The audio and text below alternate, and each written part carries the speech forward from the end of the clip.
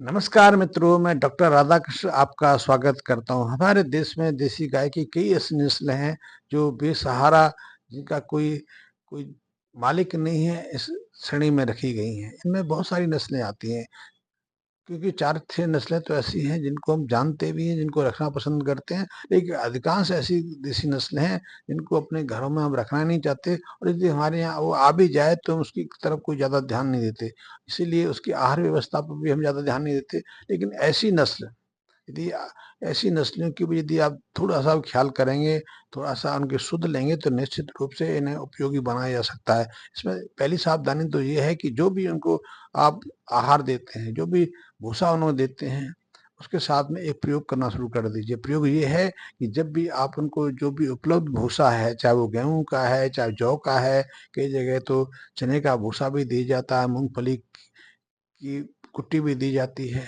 इसके अलावा बाजरे का, मक्की का या चरी भी की कुट्टी भी उन्हें खिलाई जाती है। तो ऐसे में जब भी आप उनको चारा दें, तो उसके साथ में सानी करते वक़्त या उसको गीला चोकर आदि डालते वक़्त या उसमें दाना मिश्रण करते वक़्त 10-12 ग्राम के आसपास के एंजाइम एक पाउडर आता है, वो मिला दें कि एंजाइम पाउडर के माध्यम से किसी भी तरह का भूसा, किसी भी तरह का सूखा चारा सहजता से पच जाता है।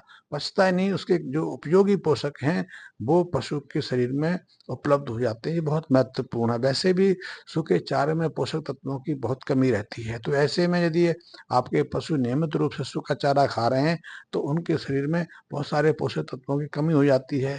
वो कुपोषण के शिकार हो जाते हैं। तो इसको पूर्ति के लिए जो मिनरल मिक्सचर्स हैं, मल्टीविटामिन्स हैं, वो देना बहुत ज़रूरी है, ताकि उनके शरीर में उन पोषक तत्वों की आपूर्ति होती रहे, और इन तत्वों की आपूर्ति के कारण ही वो स्वस्थ रहते हैं, उनकी जो गुणवत्ता है बनी रहती है, अन्यथा उनकी गुणवत्ता में कमी आ जाती है।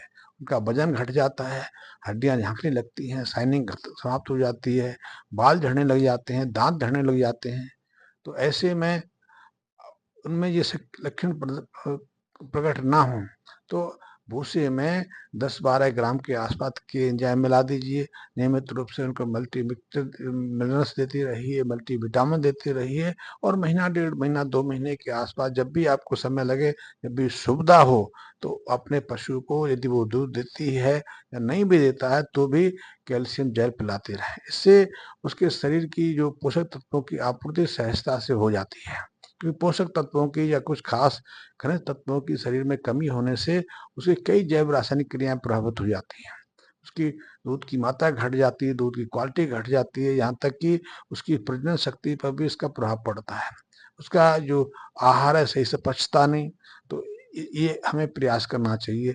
हाँ, यदि जिन पशुओं को नियमित रूप से पर्याप्त मात्रा में हरा चारा उपलब्ध होता रहता है, लेकिन हरे चारे के सामने भी कई समस्या अब खड़ी होने लगी हैं। जैसे कि बहुत सारे पशुपालक हैं, बहुत सारे गौपालक हैं, जो नेपियर घास ही पूरी साल खिलाते रहते हैं।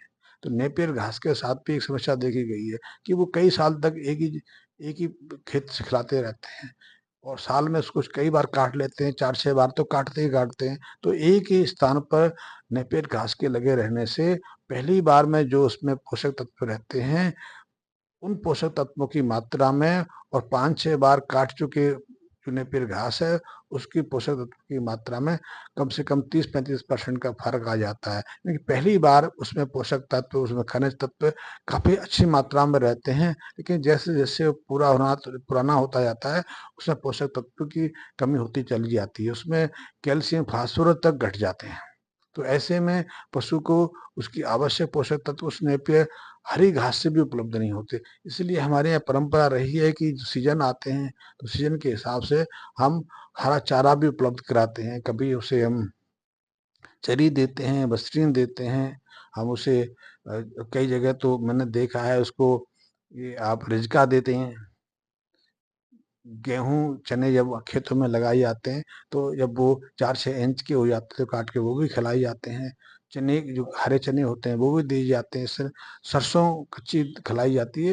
ये सब इसीलिए खिलाई जाती हैं। इसके अलावा उसको चरने के लिए खुले जंगल में भी छोड़ा जाता है, ताकि उसको उसके पोषक तत्वों की आपूर्ति प्राकृतिक माध्यम से होती रहे। लेकिन ऐसा आजकल तो गौशाला में, पशुशाला में संभव नहीं है। तो इसकी आपूर्ति तो हमें करनी है। तो उसके लिए सहज है कि जो भी चारा आप उसको दे रहे हैं, चाहे वो सूखा भूसा है, चाहे वो गेहूँ का है, चाहे वो चावल का है, चाहे ज्वार का है, चाहे मक्की का है, चाहे मूँगफली का है, उसके साथ में 10 ग्राम के आसपास उस पे के एंजाइम पाउडर छिड़कते रहें, जो कि ज़्यादा महँगा नहीं है।